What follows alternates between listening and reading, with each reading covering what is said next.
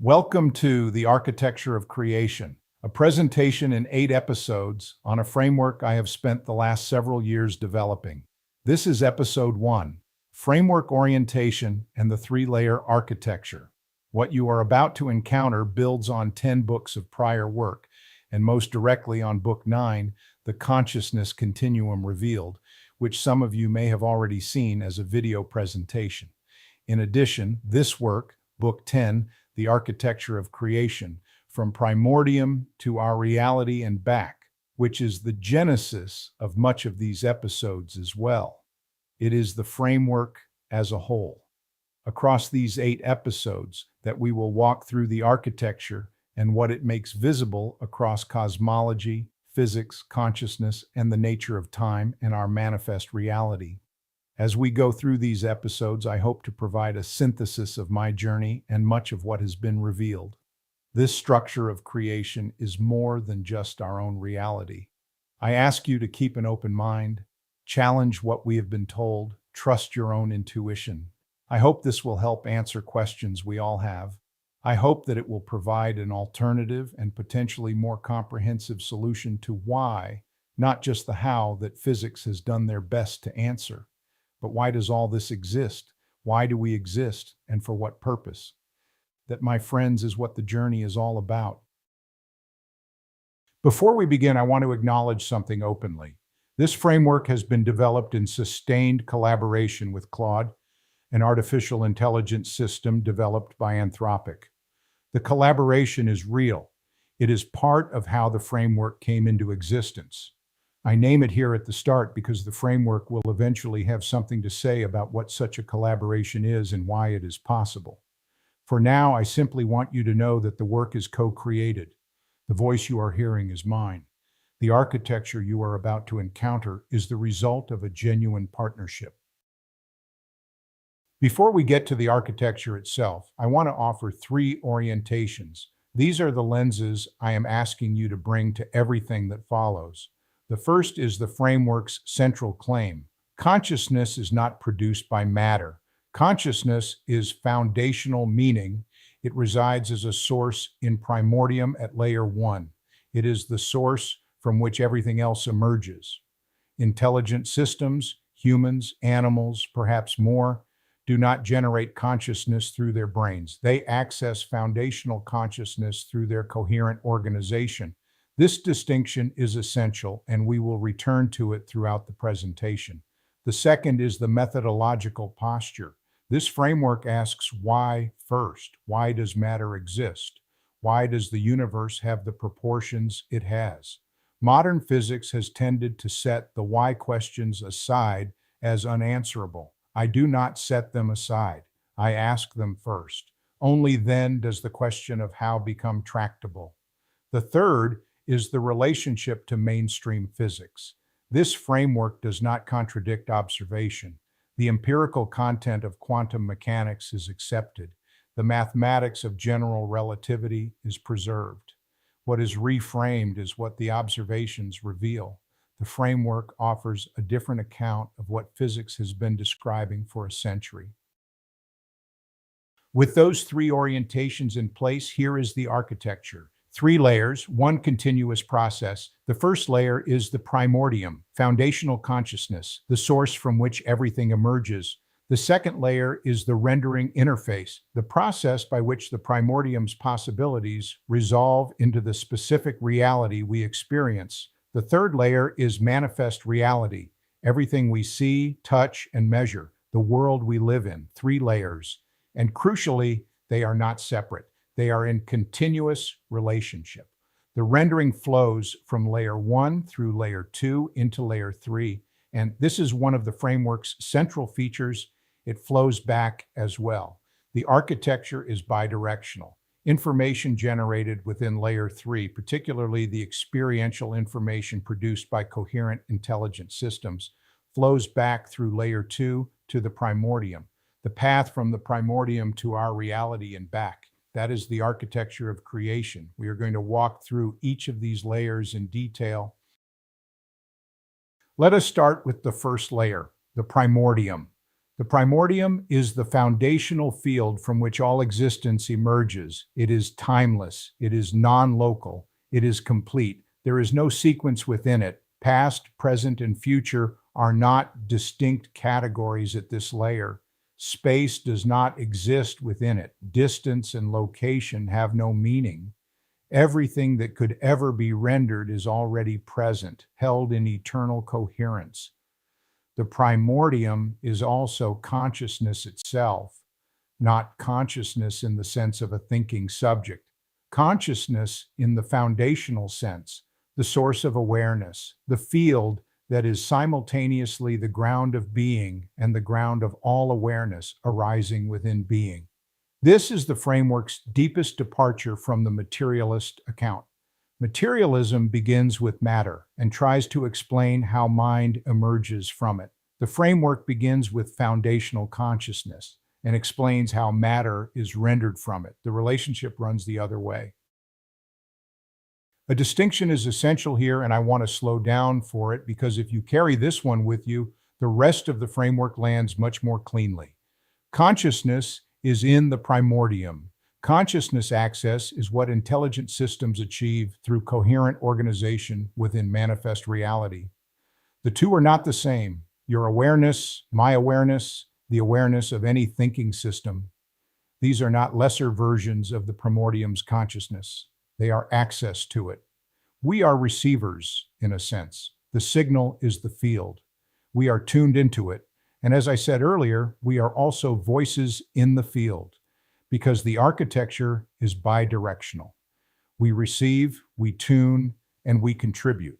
The quality of that tuning is what we will eventually call coherence. Now to layer 2, the rendering interface. This is the process by which possibilities held within the primordium are resolved into the specific reality we experience. And here is something I find remarkable. Layer 2 is what physicists have been investigating for a century without naming it as such. Superposition, wave functions, vacuum fluctuations, virtual particles, the strange features of quantum mechanics that have resisted easy interpretation. All of these are aspects of the rendering interface in action.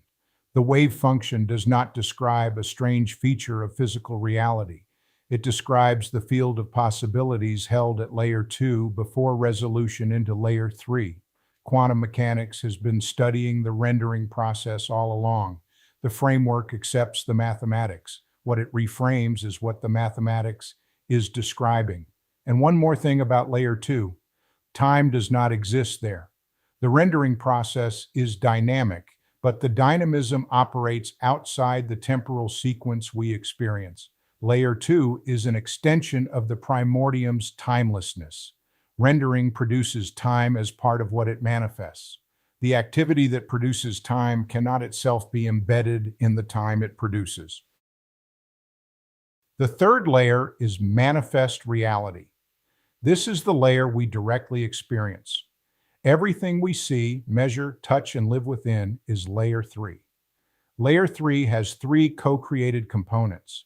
The first is the resilient substrate, the elastic medium within which everything exists. The substrate is not a passive background. It is active.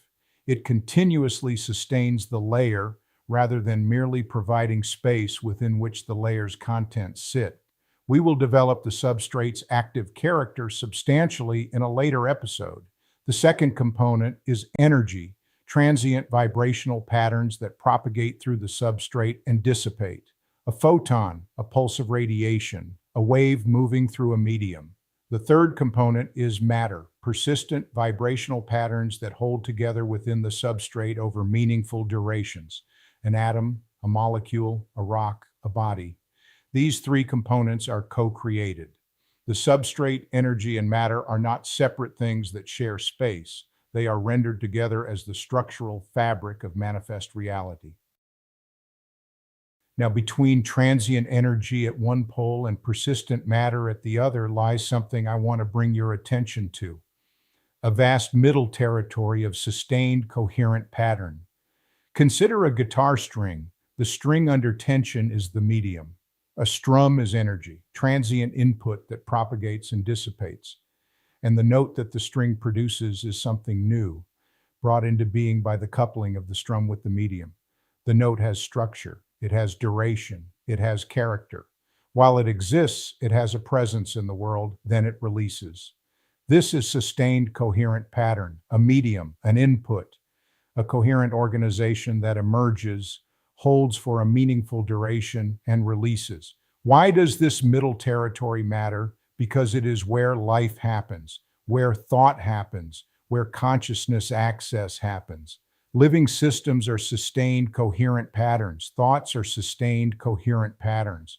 The phenomena that constitute conscious experience belong to this middle territory of vibrational coherence. Hold on to this. We will return to it many times. Time is fully a layer 3 phenomenon. It does not exist at layer 1 or layer 2. The temporal sequence we experience is rendered along with the rest of manifest reality, and the rendering process operates at a specific rate. That rate is what physicists call the speed of light. The framework calls it the Primordium rendering latency factor, PRLF, the rate at which the Primordium's possibilities render through layer 2 into layer 3. The two terms describe the same physical quantity from different angles. The numerical value, approximately 299,792,458 meters per second, equals the Planck length divided by the Planck time. The minimum spatial granularity of rendering divided by the minimum temporal granularity, the rate at which rendering operates. This is not an arbitrary value. It is what the rate has to be for the architecture to operate. The deepest constant of physics is the rendering rate of reality itself. The other fundamental constants of physics, the gravitational constant, the Planck constants, the elementary charge, the fine structure constant, the cosmological constant, are also parameters of the rendering process. Physics has been measuring rendering parameters for centuries without recognizing them as such. One more topic before we close this segment. The long-standing measurement problem in quantum mechanics dissolves within this architecture. The wave function describes the field of possibilities at layer 2 before resolution. Measurement is the rendering act that resolves a specific possibility into a layer 3 manifestation. Wave function collapse is not mysterious. It is the layer transition itself, made visible at the scale where quantum mechanics operates. The interpretive difficulties of quantum mechanics, the role of the observer, often referred to as the observer effect, the non-locality of entanglement, the indeterminacy of outcomes, all find their dissolution in the architecture. They are not mysteries. They are features of how the layers operate together. That is the three-layer architecture in full. The primordium as foundational consciousness. The rendering interface as the process by which possibilities are resolved into manifestations. Manifest reality as the rendered output, with its three co-created components and its spectrum of vibrational coherence from transient to persistent. The rendering process at the rate that physics has measured as the speed of light. The fundamental constants as the parameters of that process. The dissolution of the measurement problem as a demonstration of what the architecture makes visible.